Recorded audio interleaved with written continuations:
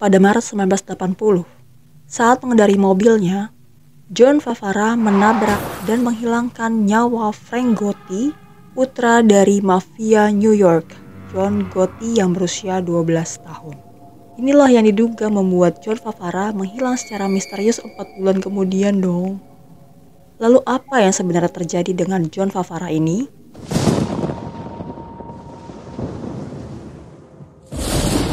Halo Pips, selamat datang di YouTube channel gue. Salam kenal buat kalian yang baru aja mampir. Hari ini gue bakal bawain kasus tewasnya Frank Gotti, putra mafia New York John Gotti yang tewas ditabrak secara tidak sengaja. Nah, si penabrak ini, si John Favara ini tiba-tiba menghilang dong secara misterius setelah 4 bulan kemudian. Apakah menghilangnya si John Favara ini karena dia habis nabrak anak dari seorang bos mafia? Gak usah lama-lama, langsung aja kita bahas yuk.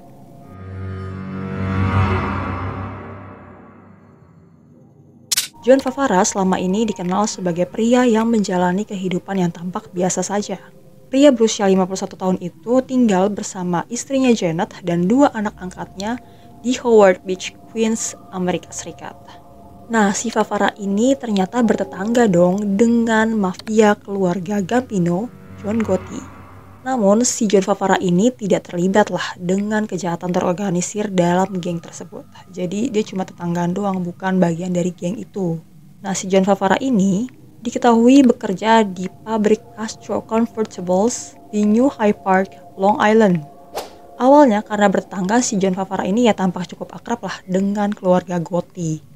Bahkan putra angkatnya si John Favara yakni Scott sering loh menginap di rumah John Gotti dan ia memang teman akrabnya si John Gotti Jr. Mereka tumbuh bersama. John Gotti Jr. ini nama aslinya John Angelo Gotti.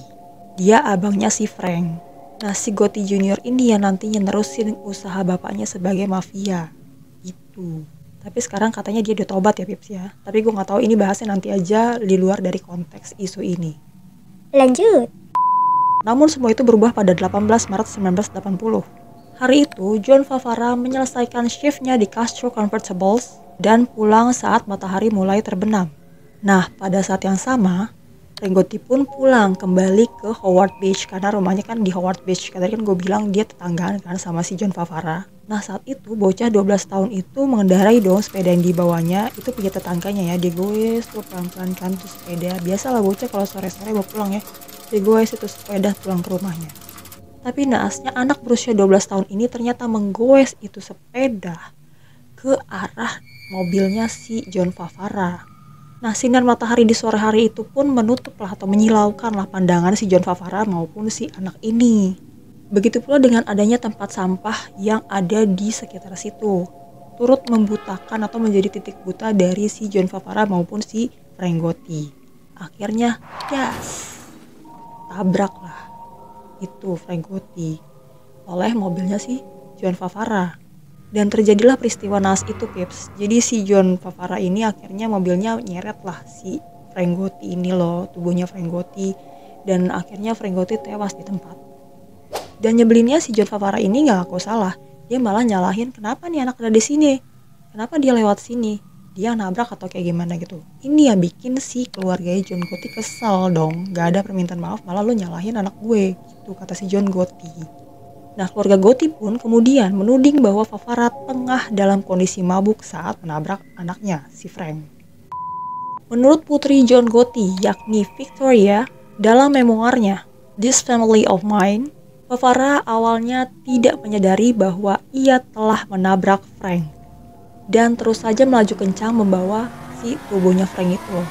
Mobilnya si John Favara ini menyeret anak itu sejauh 200 kaki sebelum para tetangga menggedor jendela mobilnya dan berteriak pada si John Favara ini untuk menghentikan mobilnya itu. Yang tadi gue bilang kan, dia tuh gak nyadar kalau dia tuh udah nabrak orang gitu. Nah, saat si John Favara ini melihat tubuh anak itu yang maaf ya Pips ya, kayak dalam keadaan hancur gitu ya, seret, ia hanya mengatakan apa yang anak ini lakukan di jalanan gitu. Jadi gak ada permintaan maaf, malah dia nyalahin. Kenapa ini anak bisa ada di jalanan? Kenapa bisa ada di depan mobil gue?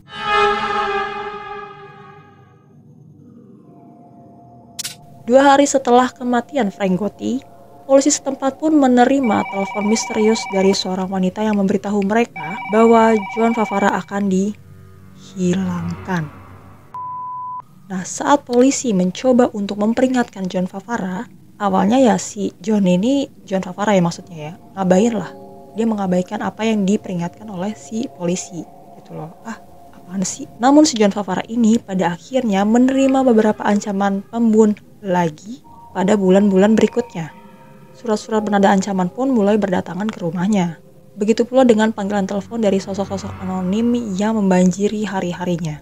Setelah ia melakukan tabrak si Frank Gotti sampai tewas. Teror pun terus berlanjut terhadap si sosok John Favara. Seseorang bahkan menaruh foto Frank Gotti di kotak surat rumahnya. Dan pada 22 Mei 1980, John Favara pun yang saat itu ingin keluar dari rumahnya mendapati kata pembun disemprotkan pada kaca mobilnya atau mungkin di sekitar mobilnya ya, bodi mobilnya itu. Nah, disinilah si John Favara segera menyadari bahwa ancaman itu bukan hanya sekedar lelucon saja. Saat istri John Gotti yang juga bernama Victoria menyerang John Favara menggunakan tongkat bisbol di luar rumahnya pada 28 Mei 1980, ini tentu menjadi alasan yang jelas bahwa ia dan keluarganya memang harus enyah atau pindah dari Howard Beach. Keluarga John Favara pun akhirnya menawarkan rumah mereka untuk dijual. Dan hanya dalam waktu sebulan, mereka akhirnya memasuki proses penjualan kepada seorang pembeli. Kesepakatan itu pun diharapkan tutup pada 31 Juli 1980. Kesepakatan jual beli ya. Namun Pips, 6 hari sebelum tanggal penutupan penjualan rumah, keluarga John Gotti ini tiba-tiba pergilah liburan keluarga ke Florida. Ya mungkin untuk mengenang kematian putra mereka dan menjauh dari tempat yang sekiranya mengingatkan mereka pada kenangan buruk mengenai si Frank Gotti. Nah mungkin perjalanan liburan keluarga yang dijalani oleh keluarga John Gotti ini dapat memberikan alibi yang tepat bagi si mafia ini untuk cuci tangan loh, atau kayak saya tidak terlibat ya dalam hilangnya si John Favara. Nanti kan bentar lagi nih John Favara hilang nih. Karena pada 28 Juli 1980, sekelompok pria yang tidak disebutkan namanya berhadapan dengan John Favara di depan pabriknya di Castro Convertibles dan memaksa si John Favara ini masuk dalam sebuah mobil van. Itulah terakhir kalinya si John Favara ini terlihat. Karena setelah itu ia menghilang setelah meninggalkan pekerjaannya di sebuah pabrik di Long Island. Bahkan ia dinyatakan meninggal secara hukum 3 tahun kemudian, padahal jasadnya itu belum ditemukan. Jadi keluarganya kayak udah desperate gitu loh. Polisi juga udah bingung kan, gak ada jasadnya, gak ada wujudnya si John Favara itu. Jadi ya udahlah, kita bilang aja dia meninggal. Terus setelah 3 tahun kemudian.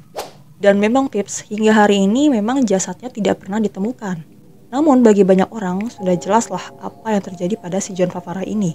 Ya kita flashback lagi lah ya ke 4 bulan sebelum ia menghilang. Nah si John Favara ini kan secara nggak sengaja itu menabrak anak dari bos mafia atau anak dari petinggi mafia di Amerika. Anaknya John Gotti yakni Frank Gotti. Malangnya remaja ini pun tewas di tempat dengan kondisi yang memprihatinkan. Dan lebih parahnya lagi si John Favara ini gak ngerasa salah dong. Dia bahkan menyalahkan si bocah ini kenapa tiba-tiba muncul di depan mobil gue gitu. Nah apesnya si John Gotti and the Gang ini bukan tipe orang yang ngebiarin aja tindakan si John Favara yang semena-mena itu terhadap anaknya. Si John Favara ini tentu harus mendapatkan hukuman versi si geng mafia ini. Keterangan saksi mata pun saat itu beragam. Ada yang bilang gerombolan itu memukul John Favara menggunakan tongkat bisbol. Ada juga yang mengklaim bahwa mereka menembak John Favara menggunakan pistol ataupun senjata yang menggunakan alat berperedam gitu loh. Namun satu hal yang pasti, setelah hari itu tidak ada yang pernah melihat John Favara lagi. Lalu apa yang terjadi sebenarnya sama John Favara?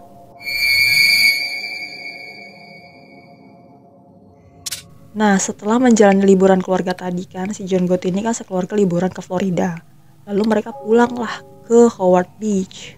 Mereka kembali dari perjalanan liburan mereka itu pada 4 Agustus 1980 dan langsunglah ditanyai tentang aksi penculikan John Favara hingga menghilangnya John Favara itu. Jadi keluarga ini diinterogasi polisi.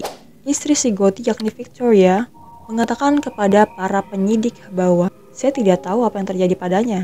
Tapi saya tidak menyesal jika terjadi sesuatu pada si John Favara. Karena ia tidak pernah minta maaf, ia juga tidak pernah mengirim saya kartu ucapan bela sungkawa. Ia bahkan tidak pernah memperbaiki mobilnya itu yang menabrak anak saya. Sedangkan suaminya, si bos mafia ini, si John Gotti ini, pun menyuarakan sentimen yang sama terhadap John Favara. Ia hanya mengatakan, "Ia membunuh anakku," sambil mengangkat bahunya.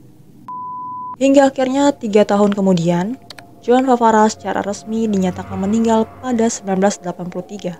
Dengan sedikit petunjuk tentang apa yang mungkin saja terjadi pada tubuhnya itu.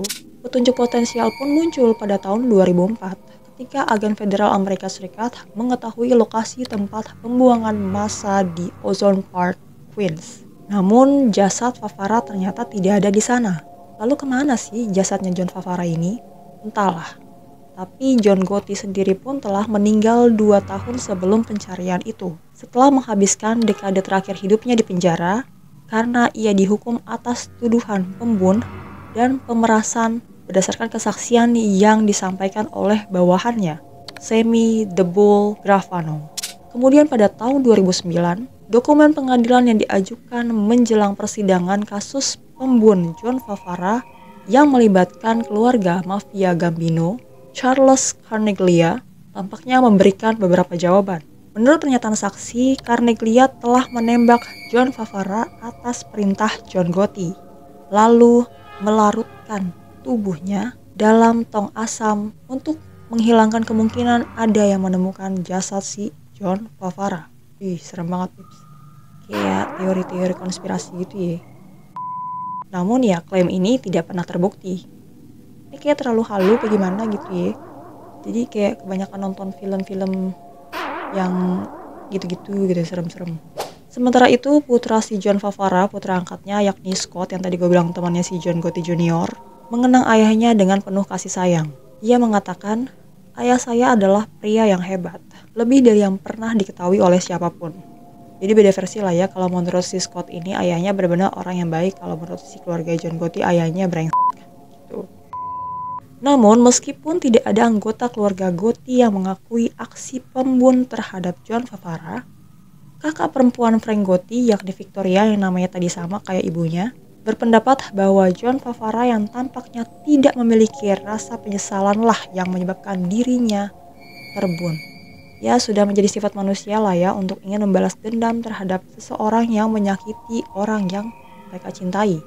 Saya hanya berharap John Favara menunjukkan sedikit rasa penyesalan lah terhadap meninggalnya adik saya. Sedikit rasa hormat terhadap keluarga saya. Jika ia melakukan hal itu, saya yakin si John Favara ini masih hidup hingga hari ini. Itu kata si Victoria. Oke Pips, itu tadi adalah cerita dari kematian Frank Gotti, anak dari petinggi mafia Gambino, mafia Amerika, yang tewas ditabrak oleh tetangganya sendiri John Favara yang juga akhirnya menghilang secara misterius, entah dia meninggal atau gimana kita nggak tahu, sampai sekarang nggak ada jasadnya. Terima kasih buat kalian yang sudah menyaksikan video ini, jangan lupa subscribe dan juga like-nya supaya channel ini makin berkembang dan gue makin semangat untuk upload video baru. Terima kasih buat kalian yang sudah menyaksikan, selamat malam Pips, bye.